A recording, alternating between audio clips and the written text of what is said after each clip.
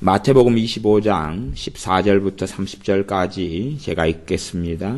또 어떤 사람이 타국에 갈지 그 종들을 불러 자기 소유를 맡김과 같으니 각각 그 재능대로 하나에게는 금 5달란트를, 하나에게는 2달란트를, 하나에게는 1달란트를 주고 떠났더니 5달란트 받은 자는 바로 가서 그것으로 장사하여 또 5달란트를 남기고 2달란트 받은 자도 그같이 하여 또 2달란트를 남겼으되 1달란트 받은 자는 가서 땅을 파고 그 주인의 돈을 감추어 두었더니 오랜 후에 그 종들의 주인이 돌아와 저희와 회개할세 5달란트 받았던 자는 5달란트를 더 가지고 와서 가로되 주여 내게 5달란트를 주셨는데 보소서 내가 또 5달란트를 남겼나이다.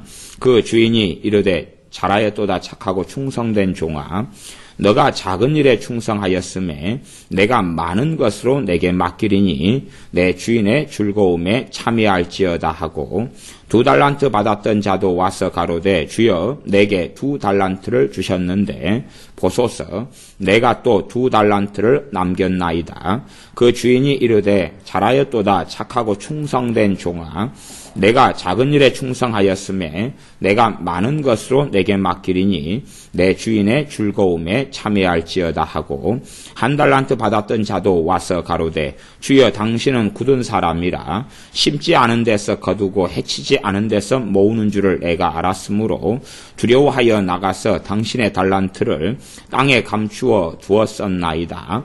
보소서 당신의 것을 받으셨나이다. 그 주인이 대답하여 가로되 악하고 게으른 종아 나는 심지 않은 데서 거두고 해치지 않은 데서 모으는 줄로 내가 알았느냐.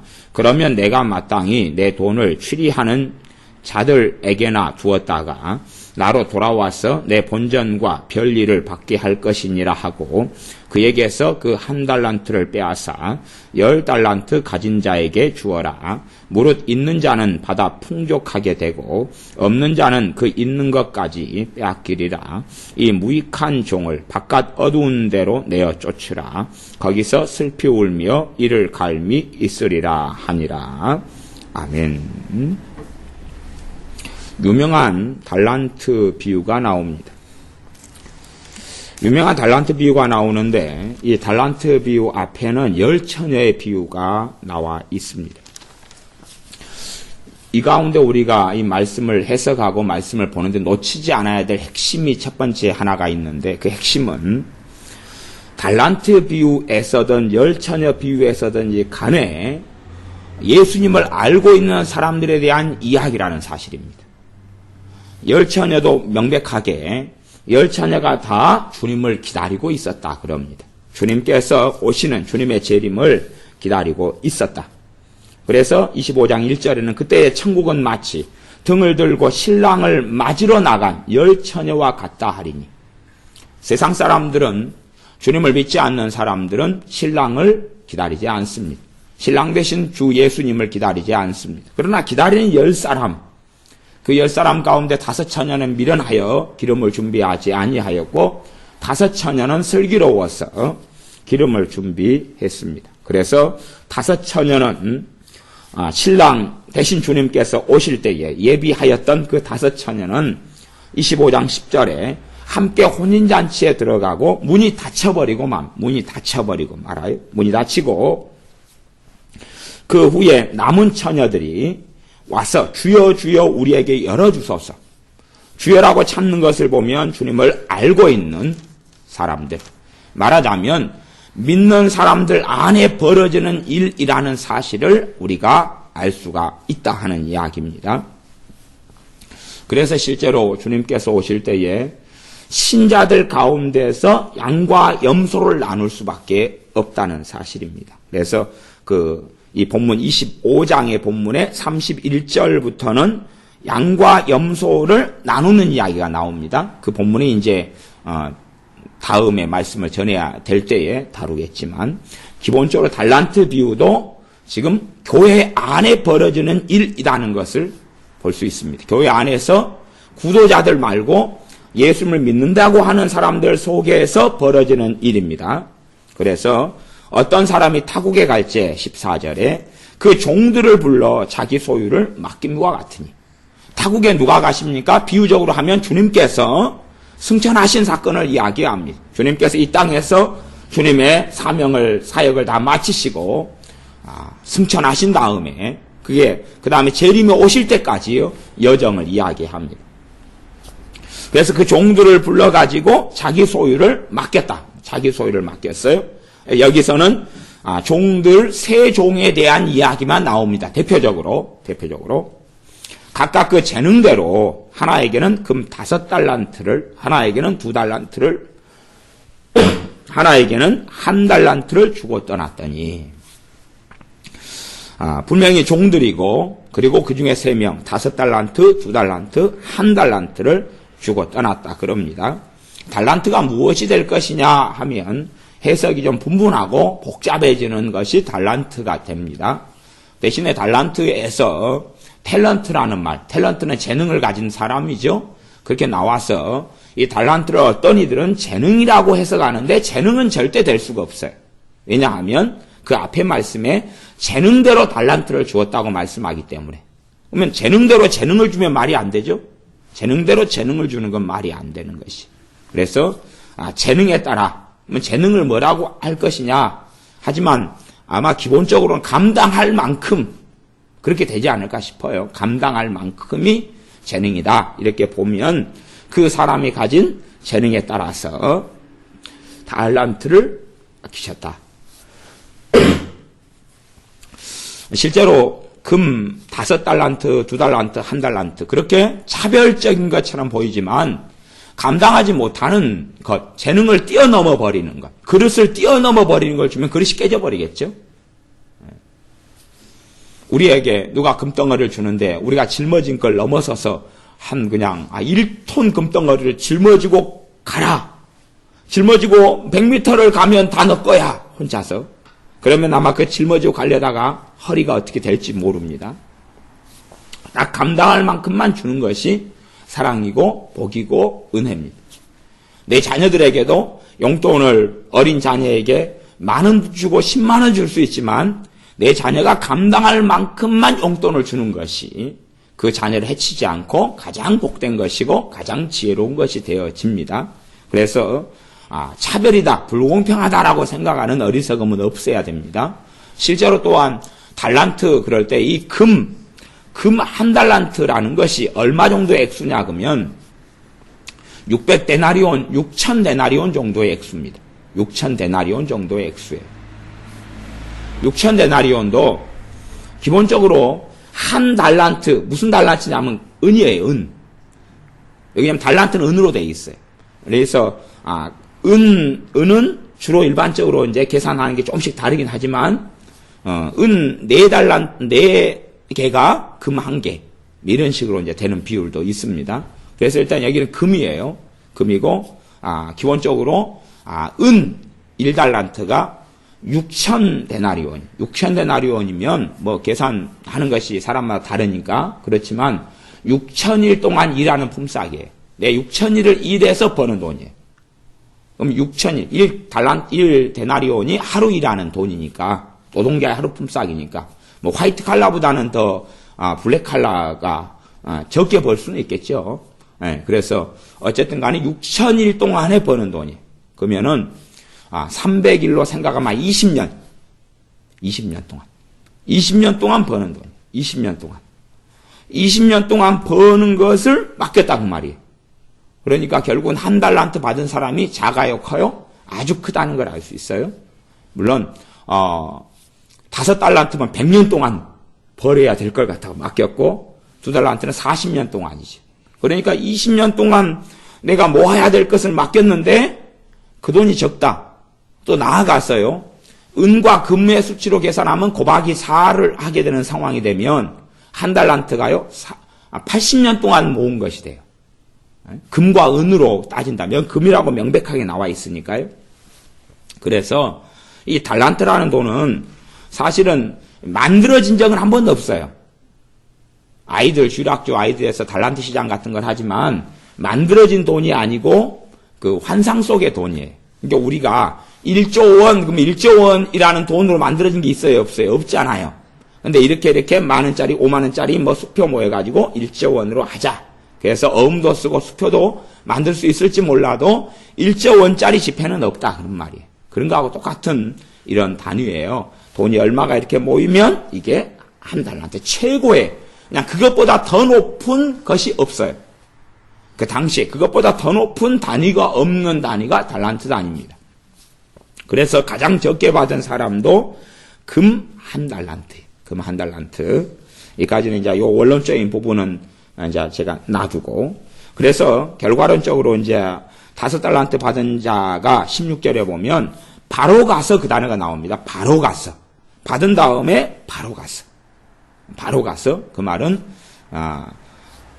예수님을 믿고, 그 다음에 믿음을 가지고 주님을 따르기 시작하면서 주님을 위한 삶의 여정을 바로 살기 시작했다. 그렇게도 말할 수 있어요. 그렇게 말할 수 있어요. 이제 달란트를 어떻게 해석하고 어떤 삶을 이야기하느냐 하는 것은 좀 복잡한 이야기가 돼서 제가 후반전으로 일단은 그 복잡한 이야기를 빼놓고 기본적인 내용을 먼저 이야기한 다음에 거기에서 이제 핵심적인 부분을 다루고 그렇게 지나가겠습니다. 그래서 바로 가서가 일단은 좀 중요한 단어가 되겠죠. 바로 가서 그것으로 장사를 하여 또 5달란트를 남기고 10달란트를 모았고 2달란트 받은 자도 그 가치에서 2달란트를 남겼고 4달란트가 됐고 1달란트 받은 자는 가서 땅을 파고 그 주인의 돈을 감추어 두었더니 숨겨뒀다 그 말이에요. 숨겨두고 자기는 이제 그걸로 달란트로 장사할 필요가 없으니까 자기는 뭐하고 살았겠어요? 자기 일하고 살았죠. 자기 일하고. 예수님을 믿는데 인생을 누구를 위한 인생으로 살아요? 자신을 위한 인생으로 살아요. 자신을 위한 인생으로 살아요. 예수님을 믿는 사람들이 뭐 특별히 악하고 막 그냥 살인마, 도둑놈, 사기꾼 뭐 이렇게 믿는다 하면서 하는 사람도 있을지 몰라도 대부분은 사는 것이 대동소이합니다. 그냥 가정생활하고 직장생활하고 먹고 마시고 입고 살아도 시간이 별로 없어요. 그 다음에 예배당에 나와서 예배 좀 드리고 기도 좀 하고 나면 시간이 없어요. 네, 대동소이하다 그 말이에요. 대동소이. 세상 사람은 신앙생활을 하지 않지만 그냥 직장생활하고 가정생활하고 그 다음에 쉬는 시간에 여행 좀 가고 골프 좀 치고 그리고 애들 데리고 좀 놀아주고 그거 늙어가고 그러면 게임 끝이에요. 그거 말고는 특별한 게 없어요. 뭐 대단한 인생을 산다 막 그렇게 누가 말할지 몰라도 그냥 뭔가의 사업체를 만들어서 일궈가지고 규모를 좀 크게 만들고 돈을 좀 더 벌고 집을 작은 집에서 큰 집으로 옮기고 그것이 세상 사람들 생각하는 대단한 일이기 때문에 주님 앞에 섰을 때는 아무런 가치가 없는 일이죠.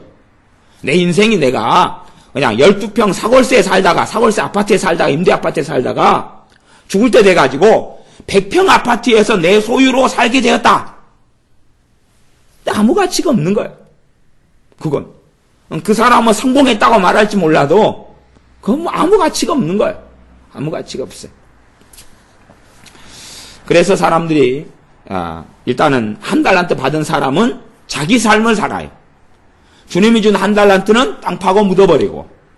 그래서 이 사람은 지금 교회 안에서 말하자면 신자예요. 신자예요. 신자. 그래서 참 이 성경의 해석상에서 말씀의 부분에서 때로는 신학하고 충돌하는 부분들도 생겨나 버리고 말아요. 그런데 주님의 핵심의 말씀은 뭐냐 그러면 어떤 그 분의 책 가운데 그런 제목도 있잖아요. 지옥에 가는 크리스찬들 그러던가 크리스찬인가요? 크리스찬들인가요? 크리스찬 지옥에 간 크리스찬 그런 쓴 책도 있는데 그게 신학적으로 맞느냐 틀리냐 할 때 좀 알쏭달쏭합니다. 근데 기본적인 개혁 신학적으로는 그 제목 자체가 틀린 제목이 되죠. 왜냐하면 크리스찬은 그리스도인들이고 그리스도인은 지옥에 갈 수 없기 때문에. 그런데 이제 어떤 제목에서는 맞을 수 있는 제목이 되냐 그러면 그냥 그리스도인이라고 말해지는 모든 사람이 구원받는 건 아니다는 부분에서 그리스도인이라고 일컬어지는 사람 가운데 당연히 지옥 갈 사람들이 많다는 부분에서는 제목이 뭐 오류가 없다 그런 거지. 제목상으로 맞는 제목도 되고 틀린 제목도 되는 이런 두 가지를 다 가지고 있는 책 제목이 되겠지요. 그러면 이 달란트 비유의 말씀에서는 이들은 소위 말하면 5달란트, 2달란트, 1달란트가 다 그리스도인이었어요. 다 주님을 알고 있어요. 다 주여 주여 하는 사람이고 주님을 믿는 사람이다 그 말이에요. 이게 사람들은 신학에 자꾸 눈으로 뭘 보려고 그러는데 하나님 말씀을 통하여 뭐가 만들어져야 되냐 그러면 신학이 만들어져야 돼. 신학을 통해 하나님 말씀을 보는 게 아니라 말씀을 통해서 신학이 조명이 돼야 되고 신학이 한계와 울타리를 가져야 돼. 대부분의 신학이 잘못됐다 그러기보다는 신학은 다 부분적이에요. 신학은 다 부분적이에요. 부분적이기 때문에 그 신학이 올바른 용도로 사용되면 괜찮은 거예요. 자요. 선글라스가 있어요. 서양인 같은 경우는 선글라스가 굉장히 중요합니다. 서양인의 피부라든지 눈 이런 것 때문에 햇볕하고 관련돼서 선글라스가 꽤 중요한 항목이지만 동양인 같은 경우는 운전하는 사람들이 이런 경우 빼놓고 좀 그런 경우 빼놓고 선글라스가 멋내는 데 중요할지 몰라도 실제로 태양빛을 차단하고 이런 데는 대단히 중요한 용품은 아닙니다. 그러면 선글라스가 굉장히 중요하다고 가정하는데 캄캄한 한밤중에 선글라스를 껴요. 그러면 사람들은 10중 8구 이야기할 겁니다. 아, 저 사람 안 못 보는 소경이겠구나. 캄캄한 한밤중에 선글라스를 켜고 어둠 침침한 데를 돌아다닌다고 생각하면 이상하죠. 용도가 안 맞다 그 말이에요. 그래서 신학도 그런 면을 가져요. 신학도 용도를 잘 쓰면 맞는 게 되고 잘못 쓰면 틀린 게 되어져요. 신학이라는 건 사람이 만든 거예요. 무슨 말이냐 그러면 하나님 말씀 66권이잖아요. 66권에서 신학을 도출해내요. 그렇기 때문에 부분적일 수밖에 없는 거예요. 완전하려면 66권이 돼야 돼요. 그래서 이제 신학 가운데서 그런 것도 있어요. 어떤 신학도 있냐 그러면 한번 예수님을 영접한 사람은 무조건 천국 간다 뭐 이런 신학도 있는데 성경 자체가 그걸 인정하지 않는다 그 말이에요. 성경 자체가 그걸 인정하지 않아요. 그래서 마태복음만 해도 주여 주여 하는 자마다 다 하나님 나라에 들어가지 않는다 그렇게 말씀하죠. 그래서 어떤 사람은 내가 주님의 이름으로 병을 고쳤습니다. 주님의 이름으로 귀신을 쫓아냈습니다. 주님의 이름으로 선지자 노릇했습니다. 선지자 노릇은 주의 종이에요. 주의 종. 최소한은 또 선지자 노릇했다 그 말은 성령의 애언 은사라든지 막 은사가 임해가지고 뭐 샬라샬라 하고 살았다 그런 말이에요. 네, 그렇게 하거나 예수님의 이름으로 병을 고치는 신유, 병 고치는 능력 속에서 병이 고쳐지는데 통로로 하나님께 쓰임받는 삶을 살았다 그 말입니다. 그런데 불법을 행하는 자들아 내가 너희를 도무지 알지 못하느니 떠나가라 그랬다 그 말이에요. 지금 그런 맥락의 말씀도 이 마태복음 25장의 말씀이에요. 10처녀가 있는데 10처녀 가운데 10처녀가 다 신랑을 기다리고 있었는데 5처녀에 대해서는 주님께서 뭐라고 말씀하시냐 그러면 그 앞에 말씀이었는데 25장 12절에 보면 주여 주여 열어주소서 그러니까 진실로 너희에게 이르노니 내가 너희를 알지 못하노라 그런 거예요. 이제 세상 교회에서는 저 사람 그리스도인 그랬는데 주님께서는 아니야 그러신 거예요.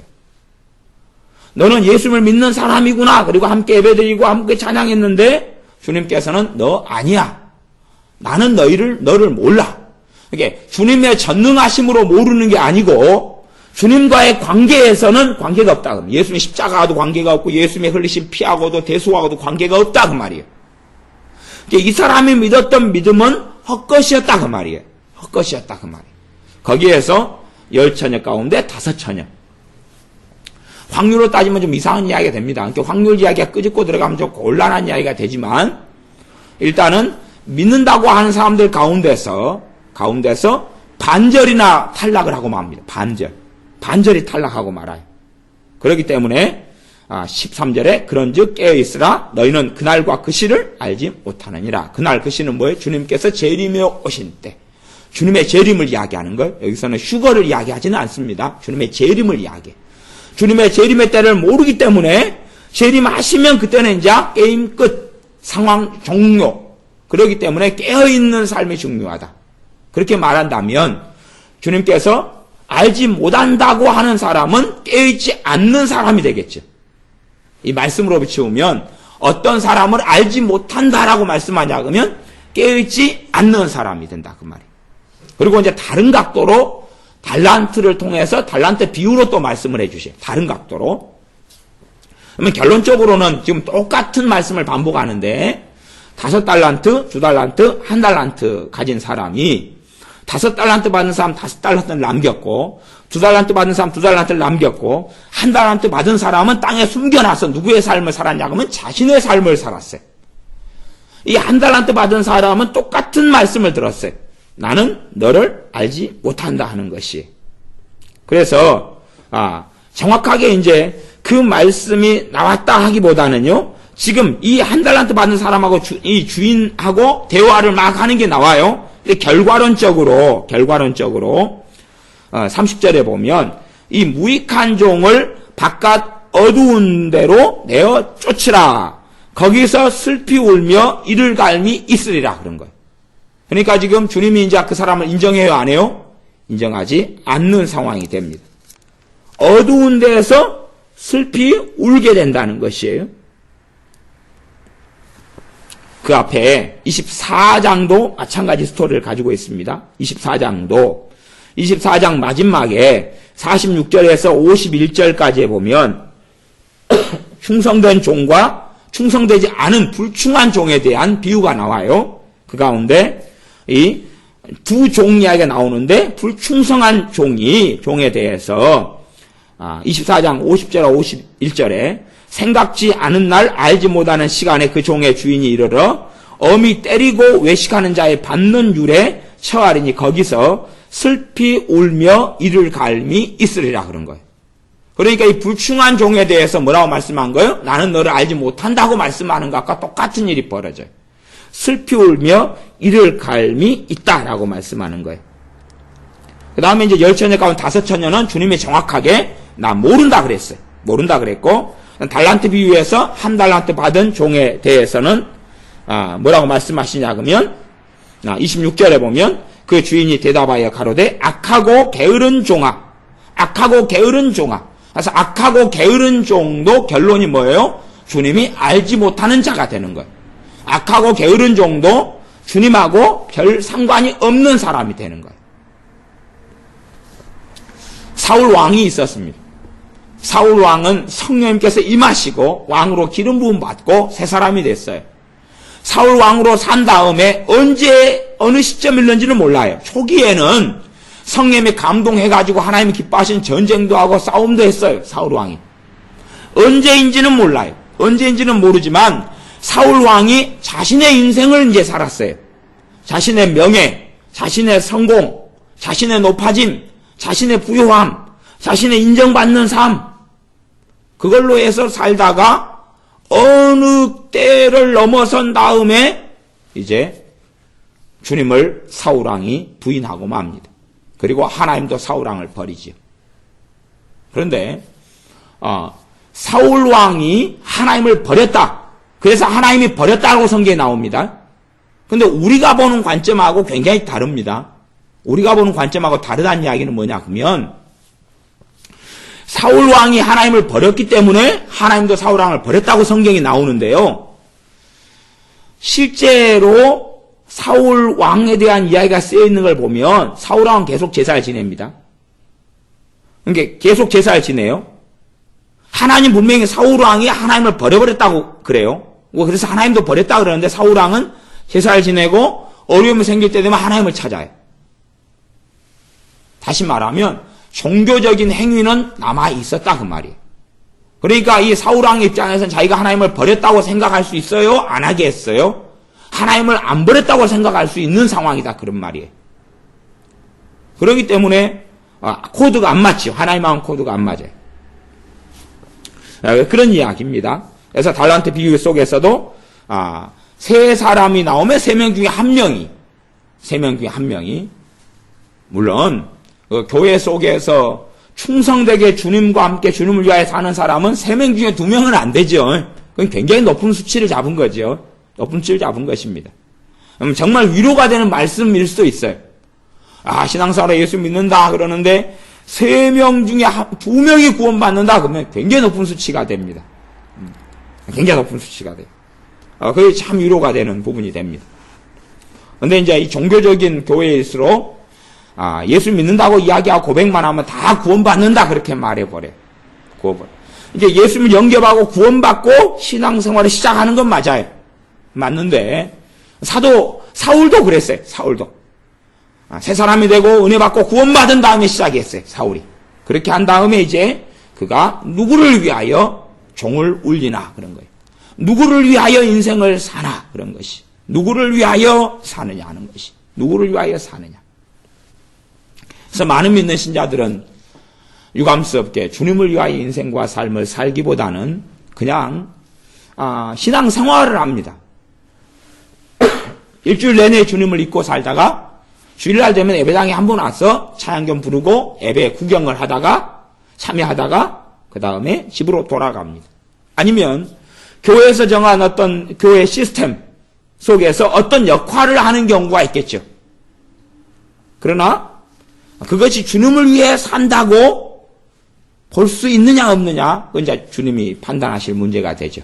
근데 실제로 주님을 위해 사는 것하고 관련이 없을 때도 아주 많다 하는 사실입니다. 어쨌든 주님께서 이제 재림에 오십니다. 주님의 재림에 오셔서 19절에 오랜 후에 그 종들의 주인이 돌아와 저희와 회개할세. 그래서 이 말씀이 24장도 그렇고 5장도 그렇고 대상이요, 불신자가 아니고 신자예요. 불신자가 아니고 신자예요. 성경의 하나님 말씀 대상은 신자가 대상이에요, 대부분. 물론 하나님을 믿고 예수님을 믿고 회개하고 나오기 위해서 말씀 속에 들어오지만, 그래서 신자가 되지만, 복음을 좀 듣고 그 다음에 말씀을 이제 예수님 영접하고 읽기 시작하잖아요. 어떤 사람은 믿어보려고 말씀 읽는 사람도 있고, 하지만 하나님 말씀의 대상은 불신자가 아니고 신자예요. 그 가운데 특별히 더 신자가 되는 것이 24장이나 25장이에요. 그러니까 믿는 사람, 교회, 교인들, 주님의 종들, 주님의 사람들에게 하시는 말씀이다, 그 말이에요. 이 달란트 비유가. 사람들은 그냥 이제 제가 이 달란트 비유에 대한 많은 목사님들의 설교를 들어보면 단순히 어떻게 말씀하시냐 그러면, 우리가 충성되게 주님을 섬깁시다. 5달란트 받은 자 2달란트 받은 자처럼, 1달란트 받은 자처럼 게으른 자가 되지 말고 게으르고 악한 종이 되지 말고 충성된 종이 되어서 주님께 더 주님의 즐거움에 참여하라는 이 약속을 받읍시다. 뭐 이렇게 이제 하고 설교가 아멘 끝난다, 그 말이에요. 주님께서 핵심적으로 말씀하셨던 의도는 그게 아니에요. 그게 아니고 주님이 재림이 오실 때에 회개할 것이다. 회개는 계산한다, 그 말이. 계산하게 될 것이다. 그 계산의 결과로 이 1달란트 받은 사람은 지옥으로 떨어지게 될 것이다 하는 이야기를 하고 계시는 거예요. 물론 이 본문 자체가 지옥에 갈 것이다는 본문은 아닙니다. 이 본문 자체가 좀 복잡한 이야기를 깔고 있습니다. 그래서 제가 너무 복잡한 이야기까지는 안 가려고 그러는데, 가령 30절에 보면 이 무익한 종을 바깥 어두운 데로 내어 쫓으라. 거기서 슬피 울며 이를 갈미 있으리라.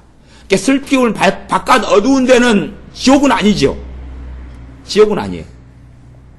도대체 그럼 여기서 무슨 일이 벌어지는 것까? 불과 유황으로 탄 곳에 던져버려라, 그런 게 아니고. 그래서 이제 제가 이 성경의 흐름으로 이야기하면, 전체 흐름으로 이야기하면,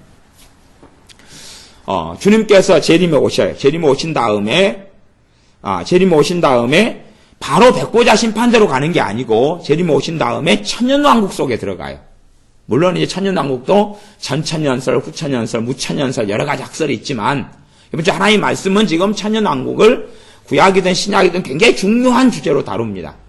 그래서 천년 동안 이제 주님과 함께 주님의 거룩한 성도들이 왕노릇하죠. 그 다음에 천년왕국이 끝날 때쯤 돼가지고 끝나가가지고 마귀가 풀려나고, 다음에 아마겟돈 전쟁이 벌어지고, 그 다음에 이제 마무리를 다 짓고 백보자 심판대로 갑니다. 하나님의 주님의 신보자 속에 앞에서 심판을 받게 됩니다. 그렇기 때문에 주님의 지금 재림에 대한 이야기를 하고 있어요. 재림 다음에 그 다음에 이제 천년왕국 때 동안에 이제 더 이상 이들은 천년왕국에 참여할 수 없어요. 기회가 다 끝났기 때문에 회개할 기회도 없고 더 이상 주님 앞에 인정받을 기회도 없고, 그래서 천년왕국 동안에 아마 이 사람들이 지옥에 있는 경우일 수도 있어요. 근데 그 지옥은 아직 완성된 지옥은 아니죠. 그래서 대기 중인데 그걸 표현하기를 제가 보기에는 바깥 어두운 데다 그렇게 표현하는 것 같아요. 바깥 어두운 데. 그래서 하나님의 거룩한 성도들이 천년왕국 동안, 천년 동안에 주님과 함께 왕노릇하고 있을 때 이들은 대기하는 거예요. 지옥에서. 혹은 바깥 어두운 데라고 표현된 그 지옥의 한 구덩이에서. 지금의 지옥은 완성된 지옥이 아니죠. 완성된 지옥은 불과 유황의 불연못 속에 있는 육체를 가진 상태에서 영원히 죽지 않는 몸을 불신자도 가진 상태에서 고통을 받는 지옥이 완성된 지옥이에요. 그 지옥은 백보자 심판 다음에 이제 다 이루어져요. 새하늘과 새 땅이 임하고 완성된 천국, 그 다음에 완성된 지옥. 그렇기 때문에 성경이 이런 표현을 사용하고 있는 것이. 하지만 하나님께 이 거룩한 성도들은 그래서 이제 이 천년왕국을 깔고 이 주님의 재림 다음에 뭐예요? 천년왕국이거든요. 재림 다음에 천년왕국, 그리고 마지막 이제 사탄이 풀려나고 마지막 전쟁을 통하여 그 다음에 심판, 그리고 새하늘과 새 땅이에요. 성경의 구조가. 요한계시록이나 전반적인 성경의 흐름이. 그래서 이때 이 천년왕국 때에 거기에 참여하지 못하고 그 문은 닫혀버리고 다시 주님께 인정받고 회개할 기회도 다 끝났다. 그래 참여하지 못한다 그런 말이죠. 그 영광에 참여하지 못하는 거죠. 그래서 이 5달란트 받은 종이 5달란트를 남겼는데 21절에 그 종에 대해서 그 주인이 이르되 잘하였도다 착하고 충성된 종아 너가 작은 일에 충성하였음에, 그 작은 일에 충성하였음에 그런 거예요. 이 땅에서 큰 것을 맡긴다는 게 아니라 우리가 이 땅에서 어떠한 삶을 살았든지 간에 충성되게 주님을 섬기는 그것이 대단히 화려하게 보이고 큰 일처럼 보여도 그게 다 작은 일이라는 거예요. 다 작은 일이라는 거예요. 5달란트를 받아가지고 5달란트 남겼어도 그게 작은 일이라는 거예요. 이 땅에서 주님과 회개하고 재림하신 주님과 계산한 다음에 그게 작은 일이라는 거예요. 그 작은 일에 충성한 것 때문에 내가 많은 것으로 내게 맡기리니. 그래서 기본적으로 천년왕국을 생각할 수 있어요. 그 천년왕국이 전반적으로 어떻게 다 이루어질지 몰라요. 그런데 그래서 성경에는 무나 비유나 이런 거에서는 내가 10고울의 권세를 내게 주겠다 등등의 말씀들이 이제 나오는 걸 볼 수 있어요. 좀 굉장히 천년왕국은 복잡한 이야기입니다. 그런데 너가 작은 일에 충성하였으니 내가 많은 것으로 내게 맡기리니. 이 땅에서 어떠한 삶을 살았던 충성되게 주님을 섬긴 것에 대해서 작은 일에 충성했다고 말씀하고 그에 대해서 주님께서는 보상해 주시는 거지. 그래서 많은 것으로. 한번 생각해 보세요. 내가 그냥 갑부에 갑부 한 1,000억 원 가지고 있는 갑부에 이따가 이리 와라 아들한테 아빠가 용돈 많이 줄게. 그래가지고 왜 아빠? 그리고 대학생이 왔어요. 1,000원을 주면서 은하 많이 줄게. 1,000원을 주면 대학생 아들이 자기 아빠가 1,000억을 가진 갑부인 줄 아는데 많이 줄게. 그래서 친구들하고 이번에 MT 갈 때 좀 쏠 수 있겠구나 생각하면서 그래도 한 50만 원, 30만 원, 100만 원 수표 막 기대를 하고 있었는데 대학생인 아들에게 1,000원을 주면서 은하 얘다 맛있는 거 친구들하고 많이 사 먹어라.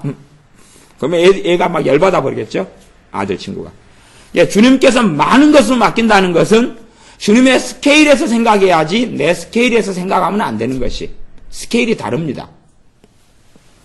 전에 제 아는 형이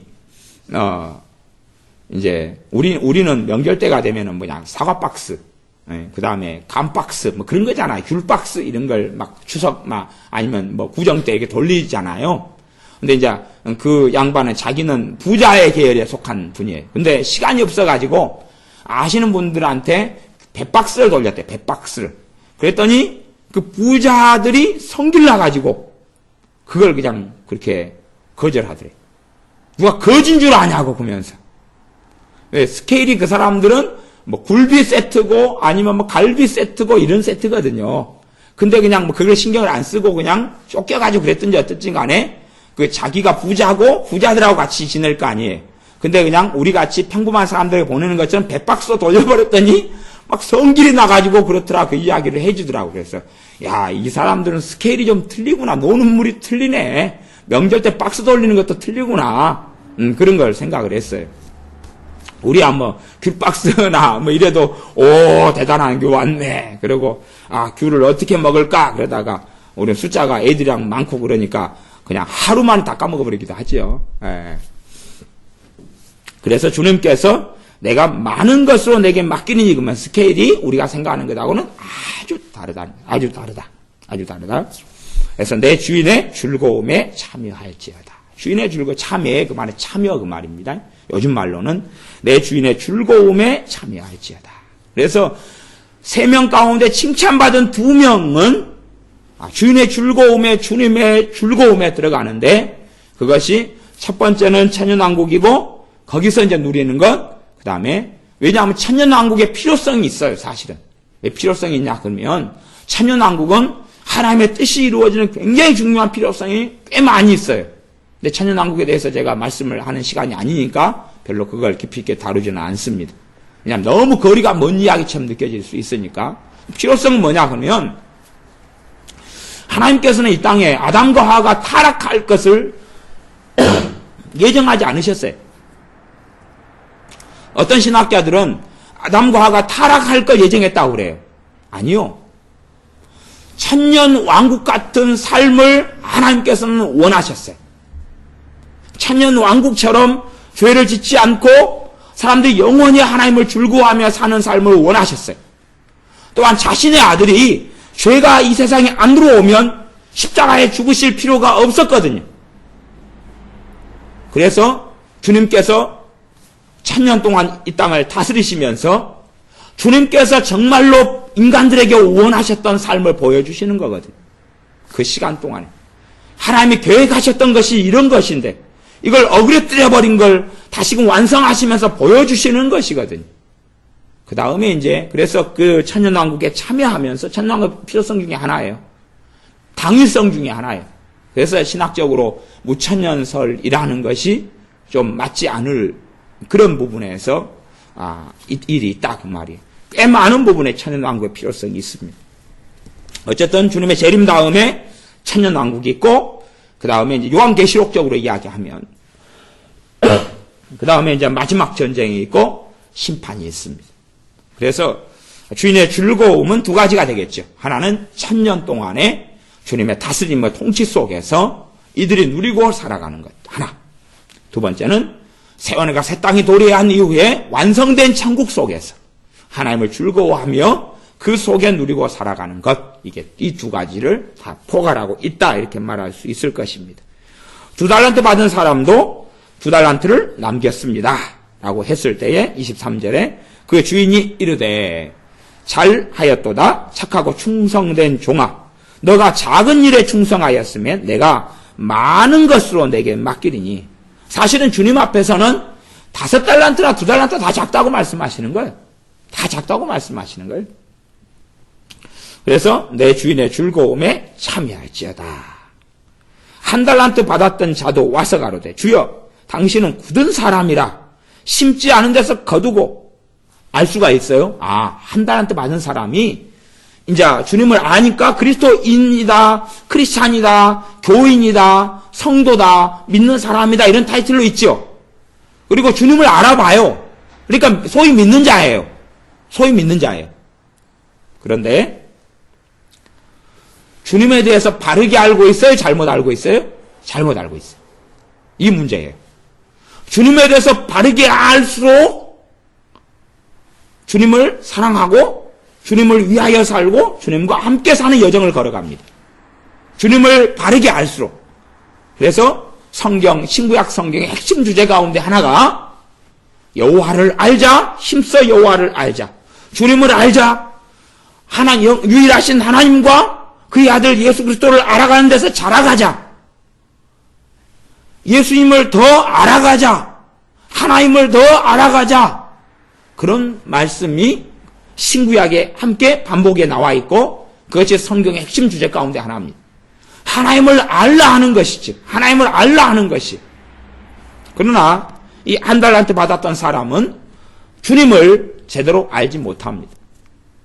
하나님 아버지께서는 주님을 통하여 자신을 계시하시는데 주님을 믿는 자는 하나님 아버지를 믿는 것이라고 말씀하시는데 주님을 제대로 모른다는 이야기는 당연히 하나님 아버지를 모른다 그런 이야기죠. 그런 일들이 좀 있잖아요. 어떤 사람은 어리석어서 사람을 잘 몰라요. 사람을 잘 몰라요. 어떤 사람과 한 5년, 10년을 살면 그 사람이 어떤 사람인지를 알아야 되잖아요. 알아야 되잖아요. 근데 그 사람이 어떤 사람인지를 몰라요. 눈이 가려워져서. 그것도 한 미혹이죠, 미혹. 근데 그러면 사실은 그 사람과의 관계가 심각한 문제가 생길 수 있죠. 그 사람 사기꾼이어도 심각한 문제고, 그 사람이 신실한 사람이고 믿을 수 있는 사람인데 10년간 함께 살았기 때문에, 그런데 내가 저 사람을 불신하고 저 사람에 대한 이간질을 받아들이면서 못 믿을 사람이다라고 해버린다면 그것도 심각한 일이 되겠죠. 그거 이상으로 주님을 믿고 때로는 주일날 와서 예배도 드리고 기도도 하고 찬송도 하고 때때로 힘들 때마다 기도도 하는데 자기가 기도드리는 그 예수님께서 정말로 어떤 분이신지를 모르는 거예요. 자기가 믿고 싶은 식으로 이해하고 싶은 식으로 예수님을 이해하는 거예요. 한국의 WCC에 관련된 단체 중에 하나가 NCCK가 있는데 걔네들이 그래요. 걔네들이 예수님을 자기 마음대로 이해해요. 마음대로 이해해요. WCC가 예수님을 마음대로 이해해요. 로마 가톨릭이 예수님을 자기 마음대로 이해를 해요. 동방정교회가 예수님을 마음대로 이해를 해요. 갖고 종교통합운동을 벌이고 한국 기독교회 교인들은 잘 모르는 세계지만 지도자들은 절반이 넘게 진짜 잘못된 길로 걸어가 버렸어요. 통합이라든지 감리교는 이번에 감리교 감신대 같은 경우는 이번에 동성애 영화 상영하잖아요. 감신대 안에서. 그래서 그거 기도하자고 연락 왔던데. 그러니까 완전히 다 이상한 대로 흘러간 지는 오래됐어요. 감리교, 그 다음에 기장, 장로교 중에서 한 280만이 넘는 그 숫자의 통합. 그 다음에 별의별 것 다 백석이든지 뭐든지 막 많이 싸그리. 그 다음에 조영규 목사님 있는 여의도 순복음 교회 하나님의 성의 여의도 측, 서대문 측 2개나 넘어가고 그렇게 해서 거의 절반 이상이. 물론 교인들은 잘 모르니까 모른다고 치고. 하지만 지도자들은 알죠. 소경을 인도하면 다 구렁텅이에 빠지는데 그 길을 교인들이 모르는 상태 속에서 걸어가서 구렁텅이를 빠져가는 길을 걷고 있죠. 그래서 어쨌든 자신이 섬기는 주님이 누군지를 몰라요. 그러니까 주님은 알아보죠. 근데 그분이 어떤 분인지를 모른다는 이야기. 이 딜레마예요, 딜레마예요. 자기 식으로 예수님을 찾고 예수님을 부르는데 자기 식으로 예수님을 믿어요. 자기 식으로 믿어요. 신학적으로는 옳을 수 있어요. 신학적으로는. 개혁주의 신학, 보수 신학, 그 신학을 가지고 예수님을 믿을 수는 있는데 중심 안에서 그 지식이고 실제의 신앙생활 속에서는 안 그렇다 그 말이에요. 예수님을 모른다 그 말. 예수님을 알자, 하나님을 알자, 유일하신 하나님과 그의 보내신 자 예수님을 아는 것이 영생이니라. 그리스도를 아는 것, 주님을 알아가는 것은 지식을 이야기하는 걸 넘어서는 것이에요. 지식이 아니라 인격과 인격의 만남이고 실제 그 삶 속에서 주님을 알아가는 것이고 체험해가는 것이고 진리를 체험해가는 것, 진리를 누려가는 삶을 이야기해요. 그래서 알기 때문에 그 아시는 분을 닮아가는 여정 속에 들어가죠. 때론 느리거나 때론 빠르거나. 그러나 이 한 달란트 받은 종은 모르지요. 모르기 때문에 당신은 굳은 사람이라 심지 않은 데서 거두고 해치지 않은 데서 모으는 줄을 내가 알았으므로 그런 거예요. 자기가 확신하고 있다는 거예요. 당신이 어떤 사람인지. 주님이 어떤 분인지 내가 알고 있어요. 그렇기 때문에 이런 신자들은 제가 믿는 사람을 많이 만나보면 꽤 사람들이 하나님에 대한 원망을 안에 품고 있는 사람들을 종종 만납니다. 하나님에 대한 원망을 품고 있는 사람들. 하나님에 대한 원망을 품고 있다는 이야기는 하나님이 틀리고 내가 옳다는 이야기거든요. 어떤 일과 상황에서 하나님이 잘못했고 나는 피해자고 하나님이 가해자라는 이야기거든요. 그래서 원망을 품어요. 내 이런 환경을 왜 이렇게 놔뒀고, 내가 이렇게 어려움을 왜 겪었고, 내가 비참한 일을 왜 겪었습니까? 하나님 책임이 있습니다 하는 거죠. 근데 그 하나님에 대한 원망을 품는다는 이야기는 하나님을 안다는 이야기, 모른다는 이야기예요. 제대로 모른다는 이야기가 돼버리거든요. 그렇기 때문에 그런 사람들은 10중 8구 이 한 달란트 받은 자가 걷는 길을 걷게 됩니다. 왜냐하면 하나님을 제대로 알면 하나님의 영광 속에서 주님을 닮아가고 때론 고난의 길도 주님과 함께 걷고 그리고 살아가죠. 주님을 위하여 사는 삶이기 때문에 주님을 원망하는 것과는 거리가 멀죠. 그러나 사실은 자기의 인생과 자기의 삶을 살아가는 경우는 주님께 뭘 원하죠, 때때마다. 근데 원하는 게 충족되지 않으니까 생겨나는 게 원망이거든요. 내가 기대하는 대로, 내가 소망하는 대로, 내가 생각하는 대로 되어지지 않아요. 그렇기 때문에 꼭 T를 구입하셔야 됩니다. 생각대로 T가 있잖아요. 생각하는 대로 된다며요. 하나님을 섬기고 살아가면 내가 생각하는 대로 안 돼요. 그래서 그냥 하나님 말고 생각대로 T. 믿거나 말거나. 하나님을 제대로 알면 원망이 생겨나지 않아요. 욥도 그랬어요. 욥이 맨 처음에는 자식들이 다 죽어나가버리고 사업체가 다 무너지고 재산이 다 없어지고 그래도 주신이도 여호와시요 거두가니도 여호와시니 여호와 하나님께서 찬양을 받으시리이다 그랬어요. 재밌는 것은 종들이 다 죽고 종들이 다 이 기업체가 무너지고 종들 때려 죽기도 하고 재산이 다 약탈당하고 자식들이 다 죽은 것 하나님이 걷어갔어요? 마귀가 걷어갔어요? 마귀가 걷어갔지요. 욥의 눈에는 누가 걷어간 거예요? 하나님이 걷어간 거예요. 그러니까 이미 거기서부터 욥이 하나님을 제대로 알지 못했다는 사실을 알 수가 있어요. 마귀가 그랬거든요. 대신 하나님께서는 울타리만 치우시고 허락만 하셨죠. 허락만 하고 마귀가 그랬거든요. 근데 하나님이 그랬다는 거예요. 그러니까 여기서부터 이제 코드가 안 맞지요. 생각해 보세요. 옆집 지나가는 이 성길 사나운 아저씨가 그냥 길 지나가는 아저씨가 우리 집 아들내미를 뒤지게 팼어요. 막 팼더니 이 아들내미가 갑자기 퇴근해가지고 아빠한테 막 달라드는 거예요. 아빠 왜 나를 패냐고. 어디서 맞았어요? 길 지나가던 모르는 아저씨한테 맞았는데 그러면 이제 얼른 아빠한테 전화해가지고 아빠 이 사람이 날 때려요 그러면 될 텐데 그 모르는 아저씨한테 맞은 다음에 아빠가 퇴근하기만을 기다리는 거예요. 누가 때렸다고요? 아빠가 때렸다고. 그러면 좀 이상한 일이 되죠? 옛날 말로 하면 어디에서 뺨 맞고 어디에서 뭐 어쩐다고 그러잖아요. 그런 것처럼 마귀에게 실컷 두드려 맞고 누가 그랬다는 거예요? 하나님이 그랬다는 거예요. 그러니까 이제 일단은 기본적으로는 약을 먹거나 정신과 치료를 받아야 되거나 뭐 그런 일이 벌어질 거 아니에요. 그래서 하나님을 제대로 모를 때 벌어지는 일이 원망이에요. 그러니까 이 사람들은 한 달란트 받은 자로서 되어질 확률이 꽤 높은 길을 걸어갑니다.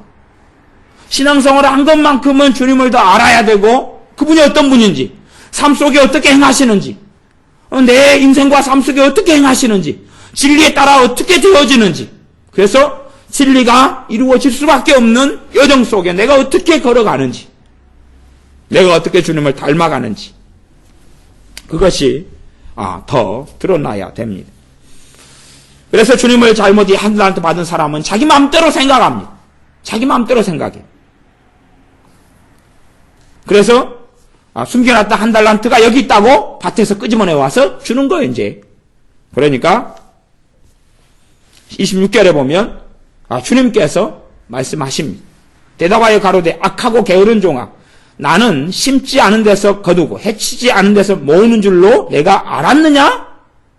너가 그렇게 알았어? 나를? 그러면 너가 마땅히 내 돈을 채소하는 내 돈을 추리하는 자들에게 나 두었다. 은행이죠 은행. 우리 하면 은행이. 은행에 넣어서 3% 5% 7% 이자라도 받게 해줘야지. 말씀하시는 거예요. 나로 돌아와서 내 본전과 별 이자죠. 이자를 받게 할 것이니라 하고. 근데 주님의 때도 은행이 있었다는 걸 알 수 있죠. 네, 은행이 있었다는 거. 은행 이자가 있었다는 걸 알 수가 있어. 참 놀라운 2000년 전인데. 그래서 우리 삼국시대는 은행이 없었던 것 같아요. 우리가 좀 많이 낙후됐다는 걸 알 수가 있죠. 삼국시대, 신라시대에 은행이 있었다는 이야기 못 들으셨잖아요. 여기 은행이 있어요. 아까 이제 돈 맡은 은행의 일을 하는 거죠. 아까 이자를 주죠. 맡겨놓으니까. 그럼 거기서도 투자가 있었다는 걸 알 수 있어요. 이자를 주려면 그것 가지고 장사를 하고 뭐 투자를 할 거 아니에요. 그래서 이자를 주잖아요. 그래서 주님에 대해서 잘못 생각했다는 것. 그에게 그 한 달란트를 빼앗아 10달란트 가진 자에게 주어라. 그 다음에 주님에 대한 비밀이 하나 드러나는데 29절에 무릇 있는 자는 받아 풍족하게 되고 없는 자는 그 있는 것까지 빼앗기리라. 이렇게 행하시는 분이 주님이시다는 거예요. 은혜를 받은 사람은 은혜를 더 받게 되고 은혜를 까먹은 사람은 더 까먹고 하나님의 사랑을 누리는 사람은 더 많이 누리고 그걸 못 누리는 사람은 더 못 누리고 그런 것이에요. 사실은 이 무릇 있는 자는 받아 풍족하게 되고 없는 자는 그 있는 것까지 빼앗기리라 하는 말씀은 이 마태복음에서 일관된 말씀입니다. 이것만 나온 게 아니고 그 앞에서 나왔다는 걸 아시죠? 그 앞에서 한 2번 나왔다는 걸 아실 겁니다. 다른 스토리와 다른 상황 속에서 주님께서 이런 말씀을 해 오셨습니다. 그분이 하나님 아버지시고 그분이 자신이시다는 것을. 그래서 30절에 이 무익한 종을 바깥 어두운 데로 내어 쫓으라. 거기서 슬피 울며 이를 갈미 있으리라. 그래서 이것이 지옥으로 언급되지 않고 불못 속에 집어 던져버려라. 구더기도 타지 않는 그곳에서 고통을 받으리라. 이제 그 말씀은 다른 데서 하셨고 이 지금 상황 속에서는 바깥 어두운 데라고 이야기해요. 그러니까 그것 때문에 사람들이 막 연옥이네 뭐네 이상한 학설들을 만들어내는 경우도 있어요. 근데 그런 학설은 없어요. 그런 거 없어요. 천국하고 지옥 두 개밖에 없어요. 그런데 이 지옥도 아직 완성되지 않은 상태에 있고 그런 부분 때문에 주님의 백보자 심판 때까지 천년왕국 동안에는 대기 상태가 돼야 되고 백보자 심판 때 심판을 거친 다음에 그러니까 표현상 아마 바깥 어두운 데서 고통을 받는. 그래서 아직 형벌이 떨어지지 않았잖아요. 형량이 떨어지지 않았고 물론 다 지옥에서 영원토록 고통을 불신자는 받는 건데 거기에서도 이제 얼마나 더 큰 고통 속에 들어가느냐 덜 그러느냐는 달라요. 상급이 다른 것처럼 형벌도 급수가 다르죠.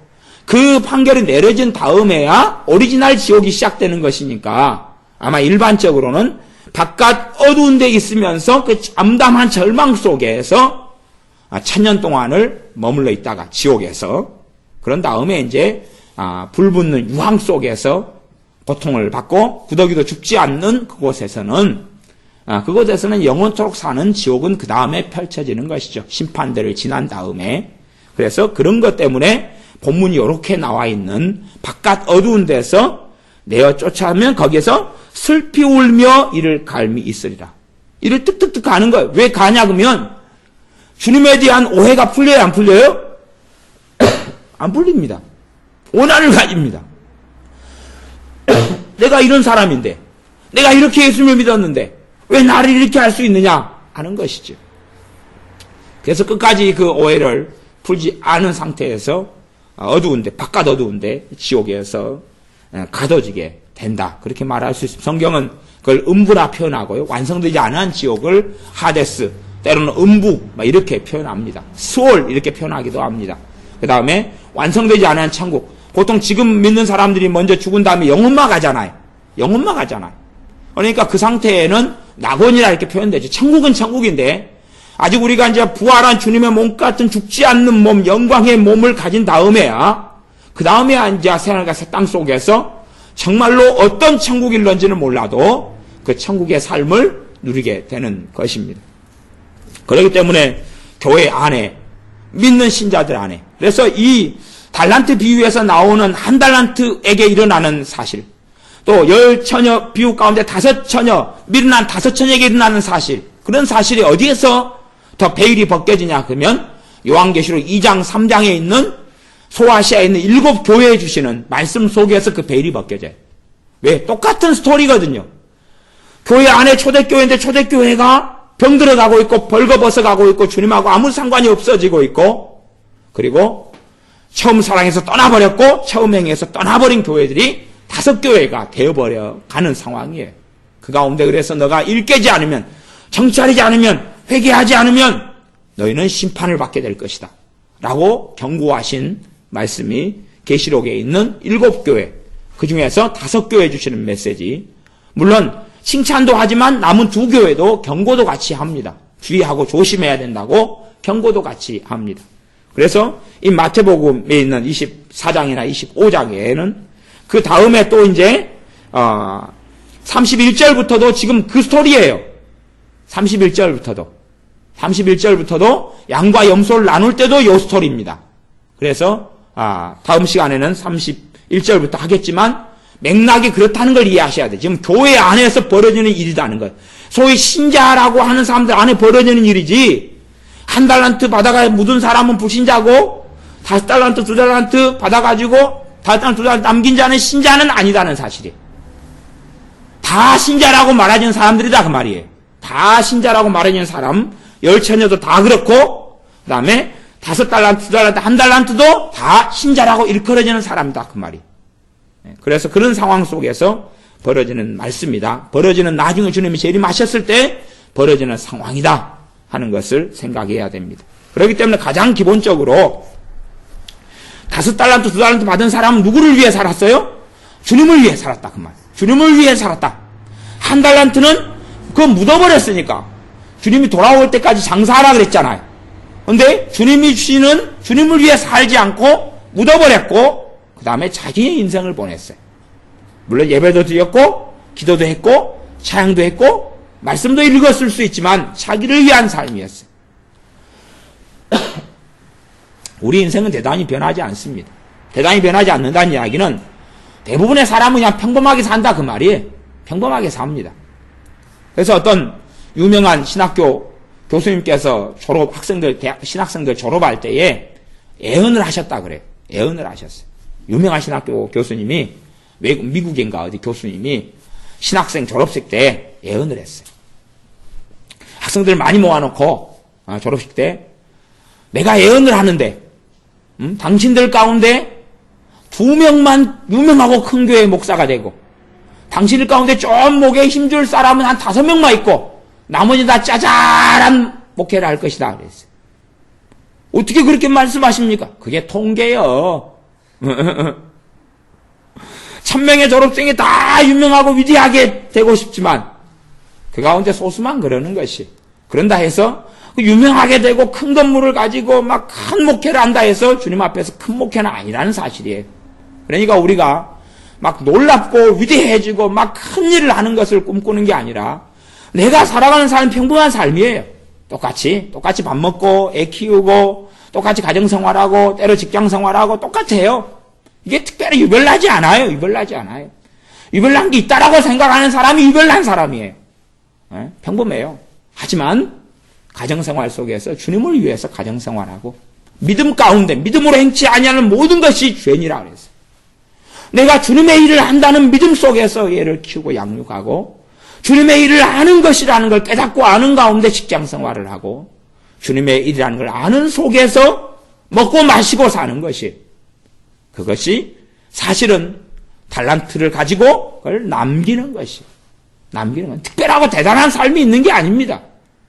특별하고 대단한 삶이라고 계속 사람들을 막 이렇게 홀기는 것이 무서운 거고 미혹이고 속이는 것이 대부분이에요.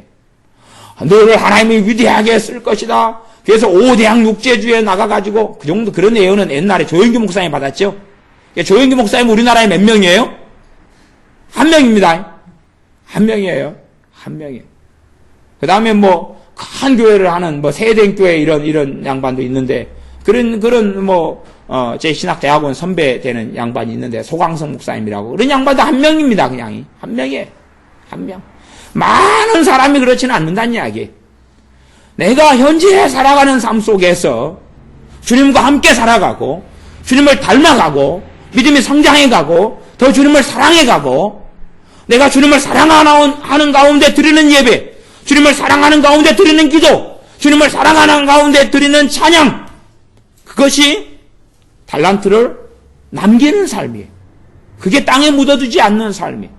대단한 화려하고 기발하고 뭐 아프리카 선교를 나가가지고 어떻게 하고 그렇게 될 수 있으면 좋지만 가령 그렇게 산다 해도 그것이 위대한 삶이 되는 건 아니에요.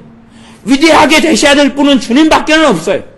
우리 인생과 삶을 통하여 영광을 받으시고 위대하게 되실 분은 주님밖에 없고, 세례 요한이 고백했던 대로 그는 승하여야 하겠고 나는 쇠하여야 하리라. 그는 흥하여야 하겠고, 주님은 영광 받고 또 드러나고 높아지시고, 우리는 이름도 없이 빛도 없이 낮아지고 없어져 가는 삶인 것이에요.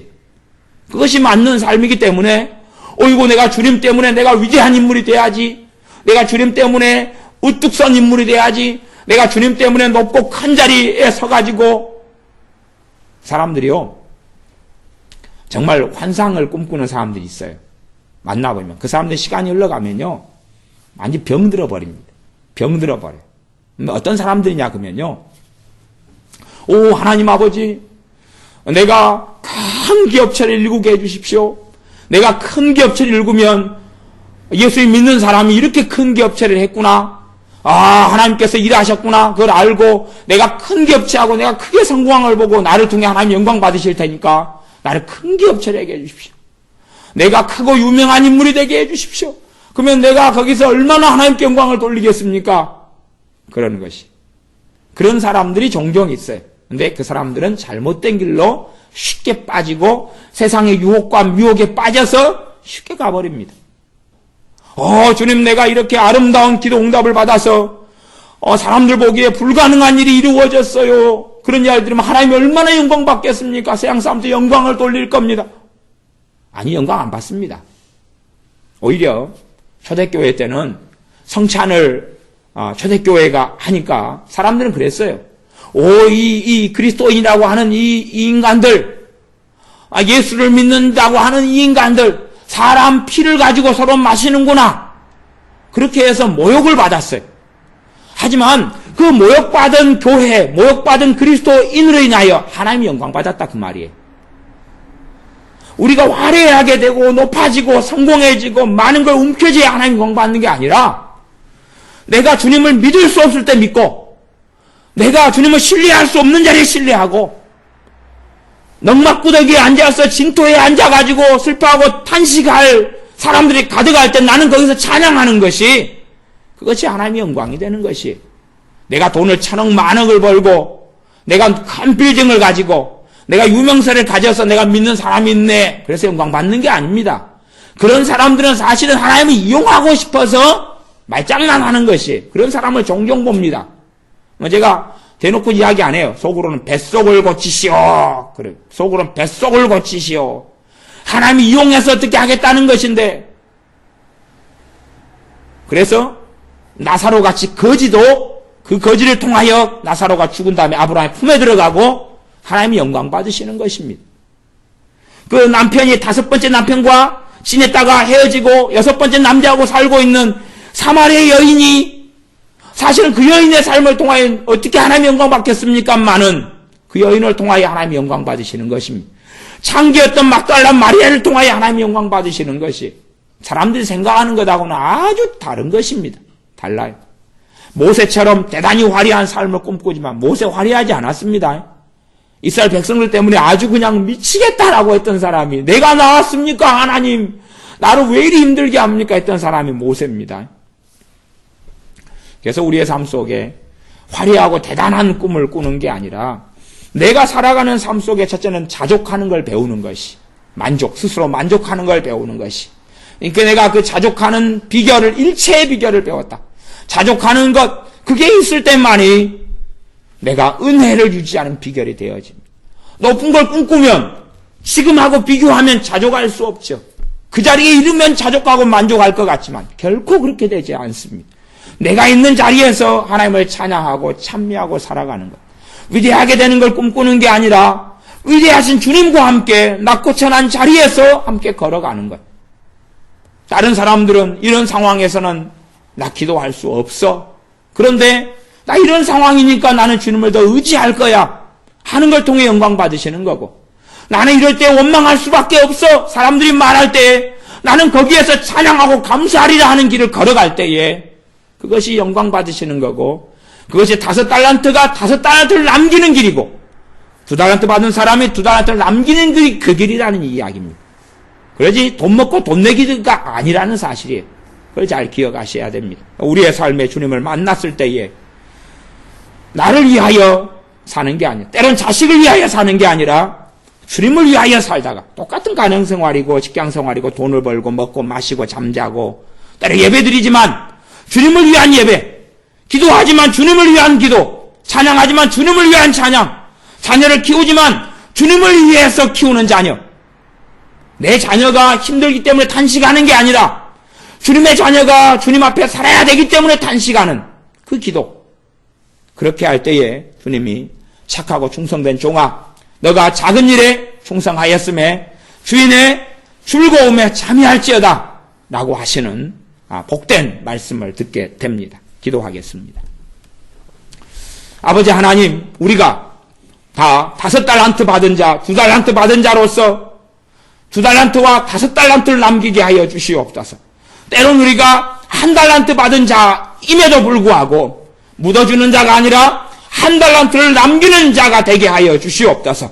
그리하여 이 땅에 주님을 믿고 주님의 은혜를 입고 구원을 받고 주님의 십자가가 우리를 위하여 세워진 그 대속의 은혜를 받은 우리가 우리 스스로를 위하여 살지 아니하고 주님을 위하여 사는 믿음의 여정을 걷게 하여 주시옵소서.